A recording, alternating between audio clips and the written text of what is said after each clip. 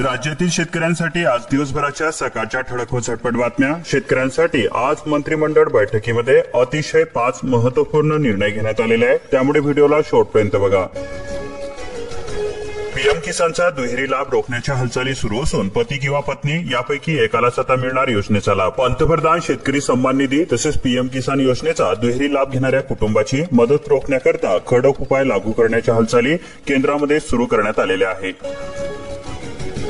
सिल्लोड तालुक्यातील 82,000 बाधित शेतकऱ्यांसाठी 79 कोटीची मदत मंजूर करण्यात आलेली आहे। नोव्हेंबरच्या पहिल्या आठवड्यामध्ये खात्यामध्ये रक्कम जमा होणार आहे। राजू शेट्टी म्हणाले, सगळ्यांना जगवतो आणि स्वतः मरतो तो शेतकरी आहे। सोयाबीन उत्पादकांचे सध्या हाल होत असून ऊस उत्पादक खर्चाच्या अरिष्टामध्ये सापडलेले आहे, बळीराजा घायकुतीला आलेला आहे। बदलत्या हवामानाचा शेती व्यवसायाला फटका बसत आहे। सातारा जिल्ह्यामध्ये ठिकठिकाणी मशागतींसह पेरण्या खोळंबलेल्या असून बळीराजा सापडला चिंतेमध्ये। फक्त 31 घरेलू कामगारांचीच नोंद होणार, निलेश येलगुंडे म्हणाले। नोंदीमध्ये कामगारच होणार योजनेचे लाभार्थी। साखरेचा हंगाम किती दिवस लोंबकळत ठेवणार, महाराष्ट्र तसेच उत्तर प्रदेश सरकारकडून केंद्राकडे शिष्टाईची गरज। एसटीच्या मोकळ्या जागेवरती सौर ऊर्जा प्रकल्प, दरवर्षी 300 मेगावॅट वीज निर्मितीचे लक्ष्य असून एसटीला आर्थिकदृष्ट्या स्वावलंबी करणार। अवकाळी पावसाने स्ट्रॉबेरीवरती कीटकांचा प्रादुर्भाव होत असून पाचगणी परिसरातील शेतकरी मेटाकुटीला आले, उत्पादनामध्ये घट होण्याची चिंता व्यक्त। मिरचीवरती कूच किडाचा प्रादुर्भाव होत असून मुसळधार पावसामुळे शेतकऱ्यांमध्ये चिंता वाढत आहे, सतर्कतेचा इशारा देण्यात आला।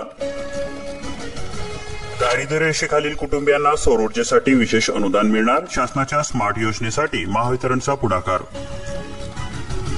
अतिवृष्टीने खरीप हातचा गेला, रब्बी पिकात सुद्धा पावसाचा फटका बसलेला आहे। सोयगाव तालुक्यामध्ये अनेक शेतात अद्याप सुद्धा पाणी साचलेले असून शेतकरी झाले हतबल। शेतकरी उत्पादक कंपन्यांची खरेदी केंद्र अडकली तरी कुठे, नोव्हेंबर उजाडून सुद्धा खरेदी केंद्रांना मान्यता नाही। आवक कमी असल्यामुळे डाळिंबाचे दर हे टिकून आहे। रोगांच्या प्रादुर्भावामुळे फळांची संख्या कमी असून दरवाढीची शक्यता वर्तवली जाते। मजूर समस्येमुळे तमिळनाडूमध्ये कापूस लागवड क्षेत्र घटलेले आहे, सरकारची वाढली चिंता। 1996 कापूस उद्योगांना लागले टाळे। अकोला जिल्ह्यामध्ये 1000 शेतकऱ्यांनी केली कृषी यंत्रांची खरेदी। कृषी यांत्रिकीकरण योजनेमध्ये 65,000 शेतकऱ्यांची निवड करण्यात आली। 7,690 लाभार्थी शेतकऱ्यांनी केली कागदपत्रे अपलोड। सीड क्वालिटी सोयाबीनला बाजारामध्ये हमी मिळेना, कृषी उत्पन्न बाजार समित्यांमध्ये आवक वाढलेली असून दरवाढीची प्रतीक्षा कायम। सोयाबीनला चियाचा पर्याय, वाशिममध्ये प्रयोग, बियांना 20,000 रुपयांचा भाव मिळत असून एकरी 3 ते 5 क्विंटल उत्पादन। शेतकऱ्यांची विजेची गरज सौर ऊर्जेमधून भागवणार, मुख्यमंत्री देवेंद्र फडणवीस यांचा संकल्प असून चैमोली देवडीपाडा उंदनचन जलविद्युत प्रकल्पासाठी तब्बल 8,000 कोटीचा सामंजस्य करार पार पडला। सोयाबीनची आवक वाढली, दर पोहोचले 4,445 रुपयांवरती। बाजार समितीमध्ये दैनंदिन सरासरी 5,000 क्विंटलवरती आवक होते। पावसामुळे कापूस वेचणीला अडथळा निर्माण होत असून मजुरांच्या तुटवड्याने आगार परिसरातील शेतकरी हतबल झाले। आमगाव उपविभागामध्ये 5,450 हेक्टर क्षेत्रावरती होणार सिंचन, साठा मुबलक असून शेतकऱ्यांमध्ये समाधानाचे वातावरण। चिखली परिसरामध्ये 12 एकरात केवळ 9 पोते सोयाबीन झालेले आहे, शेतकऱ्याचा लागवडीचा खर्च सुद्धा वसूल होईना, सततच्या पावसाचा परिणाम होत असून शेतकरी सापडला संकटामध्ये। परिसरामध्ये वादळी पावसामुळे खरीप हंगामातील पिकांचे अतोनात नुकसान झालेले आहे। पंचनाम्यासाठी तहसीलदारांचे आदेश देण्यात आले। 7 महसूल मंडळामधील 104 गावांमध्ये झालेल्या नुकसानीचे पंचनामे करण्यात येणार आहे। सूक्ष्म सिंचनासाठी शेतकऱ्यांना 90% मिळणार अनुदान, अनुसूचित जाती अनुसूचित जमातींना मिळणार लाभ। मोताळा तालुक्यामध्ये 38,000 हेक्टरवरील पिकांचे नुकसान झालेले असून 111 गावांमधील शेतकरी संकटामध्ये सापडले, प्राथमिक अहवाल सादर। खरीप हंगामामध्ये सोयाबीनला पर्याय ठरतो चिया, देपुळामध्ये पहिला प्रयोग यशस्वी झाला। कुल योजनेचे हप्ते थकले, लाभार्थ्यांचे धरणे आंदोलन, पोहरादेवी परिसरातील लाभार्थी झाले आक्रमक। बाजार समित्यांमध्ये शेड व्यापले व्यापाऱ्यांच्या पोत्यांनी, शेतकऱ्यांच्या मालाची उघड्यावरती मोजणी होते। ढगाळ वातावरणामुळे शेतकऱ्यांसह व्यापाऱ्यांमध्ये धास्ती निर्माण, सोयाबीनची दैनंदिन विक्रमी आवक।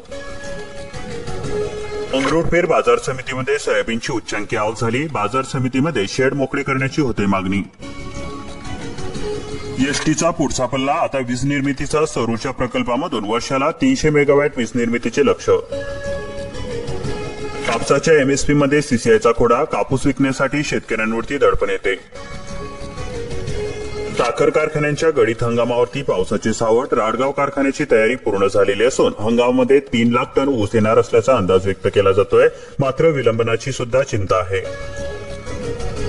35 गोशाळांचे अनुदान थकलेले असून आता कसे जगवायचे गोधन, दान सुद्धा झाले कमी. 80 गायी भाकड असून तटपुंज अनुदानाची प्रतीक्षा कायम. गुरांचा घास सुद्धा हिरावला, दूध उत्पादनावरती होणार परिणाम. दुभत्या जनावरांचे पोषण करायचे तरी कसे, पुरणखोऱ्यामध्ये वैरणीचा प्रश्न येण्यावरती. परतीच्या पावसामुळे खरीप हंगामातील पिके भुईसपाट झालेली असून फुलोऱ्यामधील तुरीचे पीक सुद्धा सापडले संकटामध्ये. कादवा सहकारी साखर कारखान्यांच्या गळीत हंगामावरती अवकाळी पावसाचे सावट असून ऊस तोडणीला विलंब होतोय. 2500 ऊसतोड कामगार दिंडोरी तालुक्यामध्ये ठिकठिकाणी तळ ठोकून. शासन शेतकऱ्यांच्या पाठीशी असून नुकसानग्रस्त सर्व शेतकऱ्यांना मदत मिळणार. मंत्री गिरीश महाजन म्हणाले. जानोरी येथे अतिवृष्टीमुळे नुकसान झालेल्या द्राक्ष बागांची केली पाहणी. 1,18,734 घरकुलांचे बांधकाम अपूर्ण असून पंतप्रधान आवास योजना छत्रपती संभाजीनगर जिल्ह्यामध्ये स्पर्श प्रणाली ठप्प असून लाभार्थ्याचे अनुदान सुद्धा थकलेले आहे. टीओडी मीटरधारकांना 75 लाख रुपयांची सवलत मिळणार. घरगुतीसाठी दिवसा वीज वापराचा फायदा. कन्नड परिसरामध्ये ई-केवायसी साठी नेटवर्कच्या शोधामध्ये लाभार्थी. माटरानाच्या टेकडीवरती डिजिटल इंडियाचा फज्जा होतोय. कन्नड तालुक्यातील कळंकी येथील प्रकार शेतकऱ्यांची गैरसोय होते.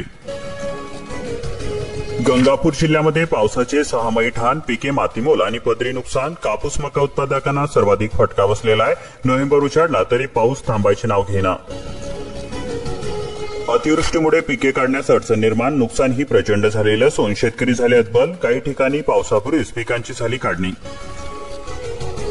शेतकऱ्यांचे पिवळे सोनेही अतिवृष्टीने डागाळलेले असून कंदकुज करपाच्या प्रादुर्भावाने शेतकरी त्रस्त झालेले आहे. उत्पन्नामध्ये कमालीची घट होण्याची भीती व्यक्त केली जाते.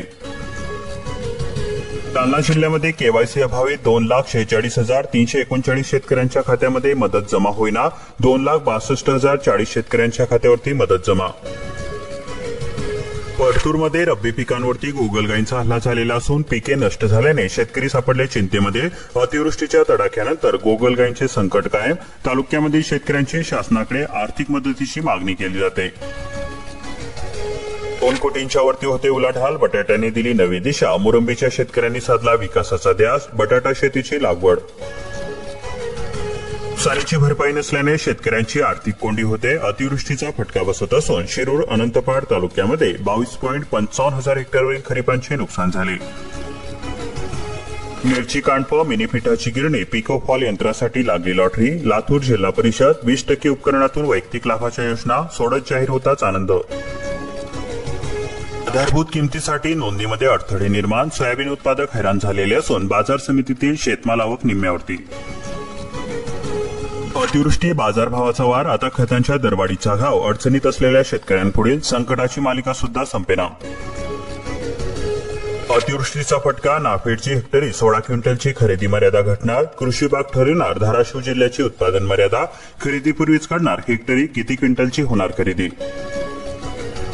घरगुती गॅस ग्राहकांनो, तुम्ही ई-केवायसी केली का? गॅस कंपन्यांची मोहीम. उज्ज्वला गॅस ग्राहकांना 8व्या 9व्या रिफिलसाठी दरवर्षी ई-केवायसी करावी लागते.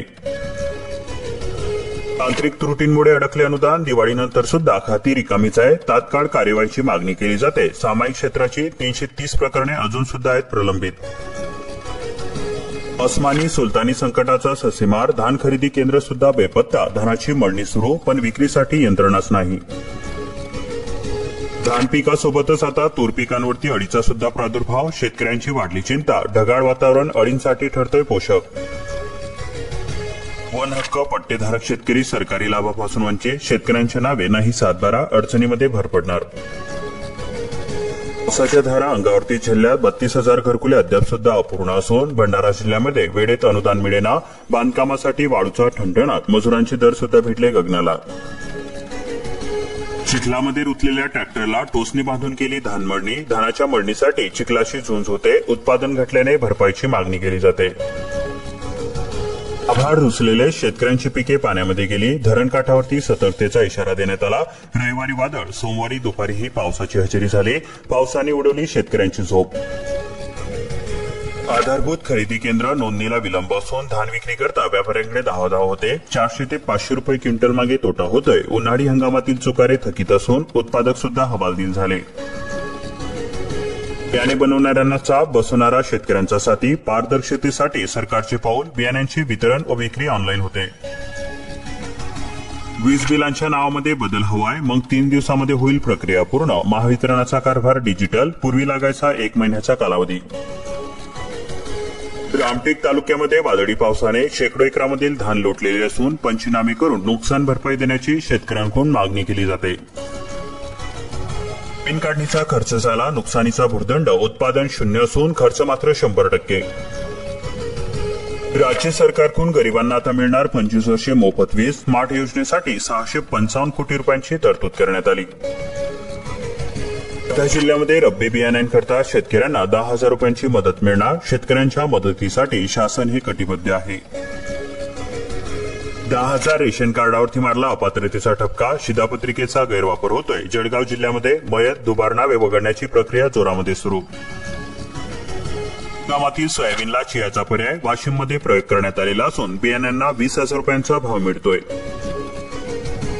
खरीपाने मारले रब्बी हंगामाच्या पेरणीसाठी बळीराजा पुन्हा सज्ज. अतिवृष्टीने जमीन ओली असली तरी मशागत सुरू आहे. काही भागांमध्ये पेरणीच्या कामांना वेग आलेला आहे.